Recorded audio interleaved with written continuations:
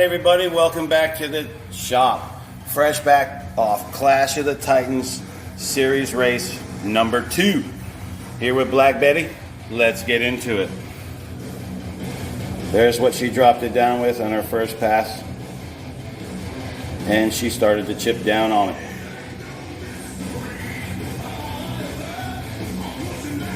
I was trying to help her maintain that 70 mile an hour, but the battery, like I suspected, is just really not going to let her get it.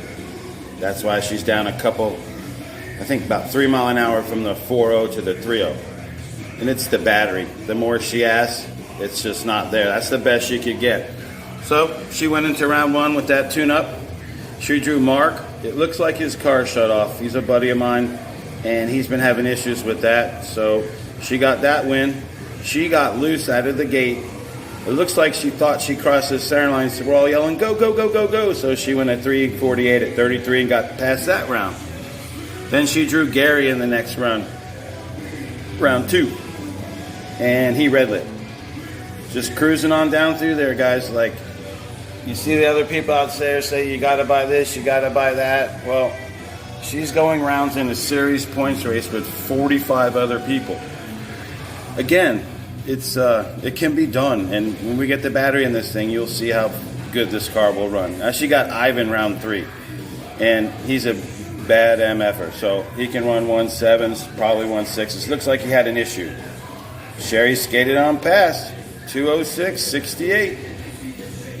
On to round 4, the eventual runner-up, Jonathan Diaz, BB Fast. She knew she had to cut a light. He ran what he needed to run. That's racing. He knows what she was running, so he can go much faster than I think he went a 77 during eliminations. She went out the way I did.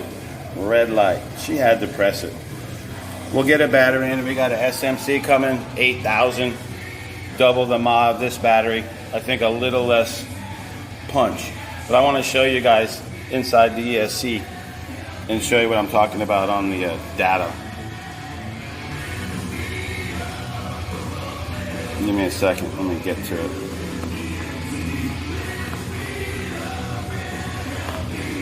To fly away. There it is. Okay, so here's her stages, and you can see the battery's just fine. Because you're not asking much of it. And look at that. Let me back it up. At 71, it's already at 5.8. It's not even 100% yet. And at 100%, 5.3. I think all the hundreds are high 5s, low 6s. Yep, 5.6, 5.9, 5.8. So that's why she can't get it, nothing to go. And I was shocked. I think it went almost over 80,000. 83,000 on the last 100 at 6.2. So when we get the voltage up to around 7.2, going to be a game changer for this little car. All right, guys, I'll be back with Jekyll. All right, back here with Jekyll. Had full intentions of racing this car in the second point series. But I ain't gonna lie, guys. My first pass, I went out, went right down the track, and I just stuck it in the ditch on the right lane. And I'm just trashing the car in the shutdown area. So this is that pass I just spoke about. And that's a dead battery tune. So I went back after that, cleaned the car up, checked everything. Nothing broke. It took a little bit off the front of the carbon piece I used to support the nose for wind.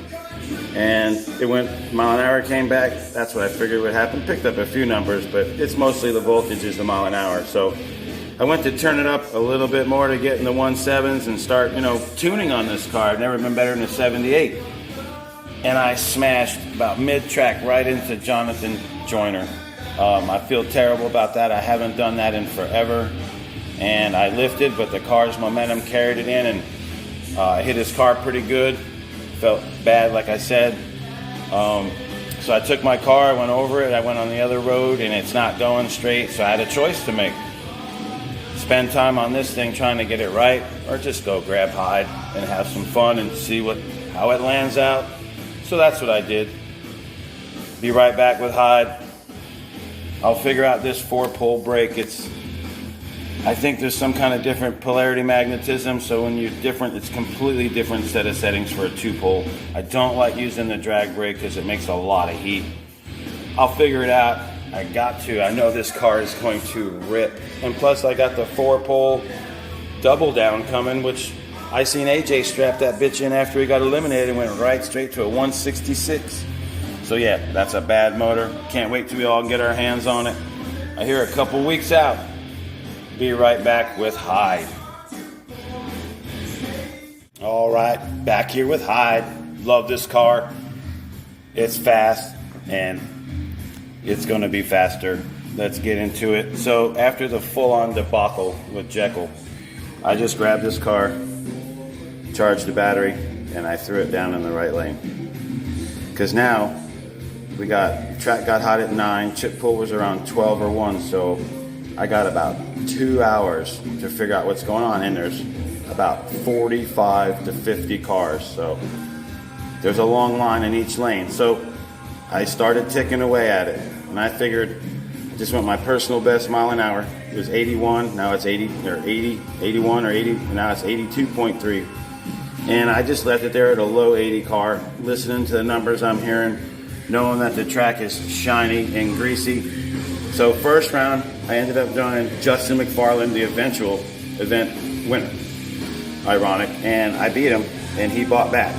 I thought I cut a good light, but damn. Really got him good on the 6 foot, pretty close on the mid. And I got a little mile an hour on him, but it was a hell of a race. Look at the margin of victory. Wow. So I got past round 1. Round 2, I drew Casey, a friend of mine that I met through my friend Mark, who's in the group on the West Coast over there in Lakeland. They all decided to come. The car count was huge, the biggest I've ever seen there. I think James said in the driver's meeting it was the biggest in the series, not just in the state. So he had a tire problem. He told me, I think he said he blew a tire, so I got lucky. Cut a decent light, and he cut a killer light. I mean, it's death out there. These guys are going for it. A little bit on the 6. Again, after that, he probably had tire issues, and I just stayed my 83. Well, next round, I drew Juan Diaz, the man. So I figured I had to cut a good light, and I just really red lit bad. I lifted early because I seen him hit the cone and shit, and I had no idea that I had red lit. So I started to celebrate, as you see, and Juan's like, you dummy, you red lit. And I'm like, holy shit. So that sucks, man. So that was my race. I had a great time. It can only get better from here. Here's how the points look after 2 races.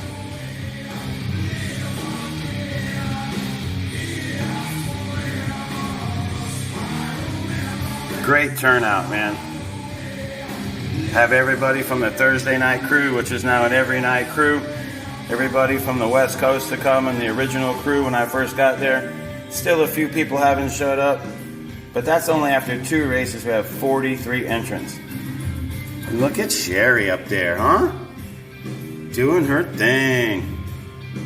Go, girl. All right, guys. Everyone have a great week. We'll catch you on the flip side.